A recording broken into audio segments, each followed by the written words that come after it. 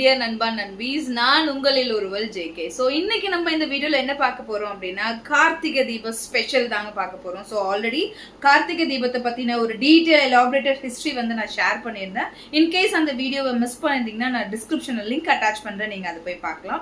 இன்னைக்கு நம்ம கார்த்திகை தீபத்தை அன்னைக்கு எப்படிலாம் நம்ம சிவபெருமானை வந்து வழிபட போறோம், என்ன மாதிரியான அலங்காரங்கள் எங்க தீபத்துக்கு செய்ய போறோம், என்ன மாதிரியான படையல்கள் நம்ம சிவபெருமானுக்கு, ஸோ இது எல்லாத்தையுமே குமுலேட்டிவா இந்த டீடைல்டு வீடியோல நம்ம பார்க்க போறோம். என் கூடவே ஃபாலோ பண்ணிட்டே இருங்க. வீடியோ கூட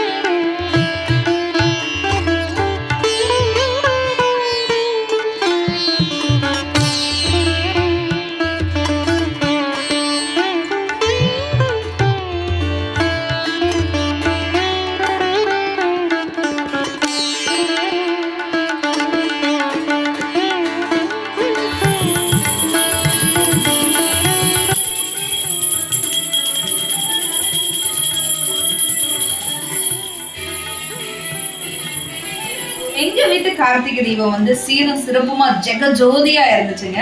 ஸோ எங்க வீட்டு கார்த்திகை தீபத்துல வருஷம் வருஷம் என்ன ஸ்பெஷல் அப்படின்னு பாத்தீங்கன்னா இந்த பூக்கோளம் தான். ஸோ கட்டாயமா கார்த்திகை தீபம்னா எங்க வீட்டுல வந்து பூக்கோளம் இல்லாம இருக்கவே இருக்காது.